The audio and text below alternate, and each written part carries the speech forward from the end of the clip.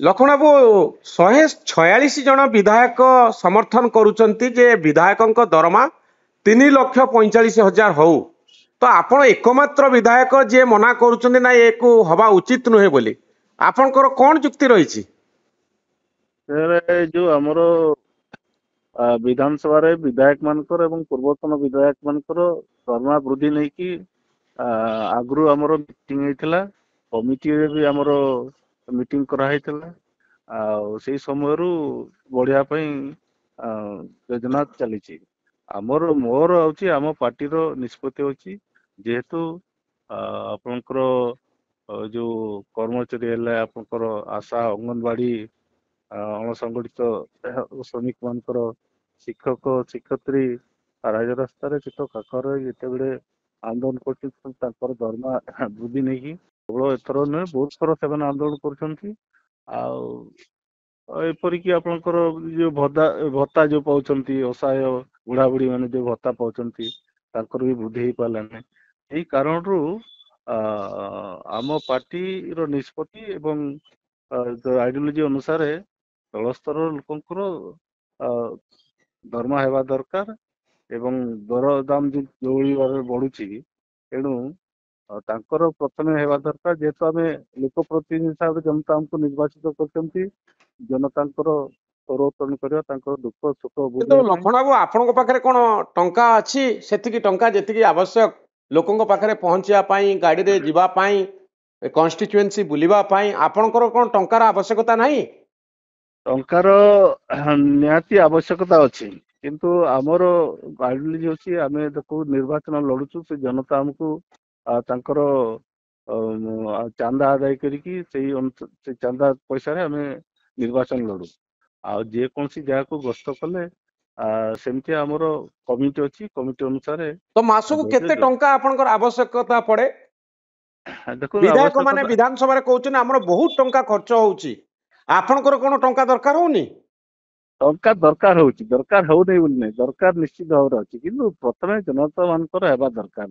କିନ୍ତୁ ଆପଣ ତ ଲୋକଙ୍କ ସେବା କରିବା ପାଇଁ ଟଙ୍କା ଦରକାର, ତାଙ୍କ ପାଖରେ ଗାଡିରେ ପହଞ୍ଚିବା ଦରକାର। ନିହାତି ନିହାତି ଦରକାର ନାହିଁ ବୋଲି ମୁଁ ତ କହୁନି। 3,45,000 ଟଙ୍କା ଯେତେବେଳେ ପ୍ରତି ମାସରେ ଆପଣଙ୍କ ପାଖରେ ଲକ୍ଷ୍ମଣ ମୁଣ୍ଡାଙ୍କ ପାଖରେ ପହଞ୍ଚିବ, ସେ ଖୁସି ହେବା କଥା ଯେ ଯାହା ହଉ 3,45,000 ମୋର ପାଖରେ ପହଞ୍ଚିଗଲା, ମୁଁ ଦୁଃଖୀ ଲୋକଙ୍କ ପାଖରେ ପହଞ୍ଚିଯିବି, କାହାକୁ ଟିକେ ହସ୍ପିଟାଲକୁ ନେଇଯିବି, ଟଙ୍କା ବଢିଲା, ଅସୁବିଧା କଣ ହେଲା?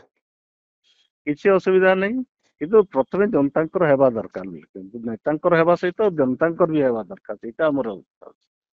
ତ ଆପଣ କେମିତି ଇଲେକ୍ସନ ଖର୍ଚ୍ଚ ସମ୍ଭାଳନ୍ତି? କେତେ ଟଙ୍କା ଲୋକ ଚାନ୍ଦା ଦିଅନ୍ତି ଆପଣଙ୍କୁ? ଲାଷ୍ଟ ଇଲେକ୍ସନରେ ବଣେଇରେ ଆପଣ କେତେ ଟଙ୍କା ଖର୍ଚ୍ଚ କରି ଜିତିଛନ୍ତି?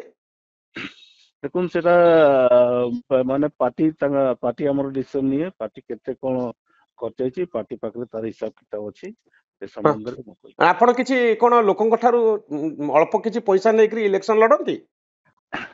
ଆମର ସେମିତି ନେଇ ଆମର ଅଛି, ସେମିତି ଆଦାୟ କରାଯାଏ, ଶ୍ରମିକ ମାନେ ଦିଅନ୍ତି, ତାଙ୍କର ନିଜ ନିଜ କମିଟି ଅଛି, ସେଇ ଅନୁସାରେ କରାଯାଏ। ତ ବିଜେପି, ବିଜେଡି, କଂଗ୍ରେସ ଆଙ୍କୁ ପ୍ରତିଦ୍ୱନ୍ଦିତା କରିବା ପାଇଁ କି ଆପଣଙ୍କର ଅଧିକ ଟଙ୍କାର ଆବଶ୍ୟକତା ହୁଏନି? ଟଙ୍କାର ଆବଶ୍ୟକତା ପଡେ, କେତେବେଳେ ଆବଶ୍ୟକତା ବି ପଡେ, ନାହିଁ ଆବଶ୍ୟକତା ବି ହୁଏ ନାହିଁ। ଆମର ହୁଏନି? ବିନା ଟଙ୍କାରେ ଲୋକ ଭୋଟ ଦିଅନ୍ତି ଲକ୍ଷ୍ମଣ ବାବୁ? ନାଇଁ ଶୁଣନ୍ତୁ, ଟଙ୍କା ଦେଇକିରି ବି ବହୁତ ଟଙ୍କା ଖର୍ଚ୍ଚ କରିବି ନେତା ମାନେ କି ମନ୍ତ୍ରୀ ମାନେ ହାରୁଛନ୍ତି। ଆଉ ଆଉ କୋଉ ମାନେ ଅଛନ୍ତି ଯୋଉମାନେ ଟଙ୍କା ନଦେଲେ ବି ଜିତୁଛନ୍ତି।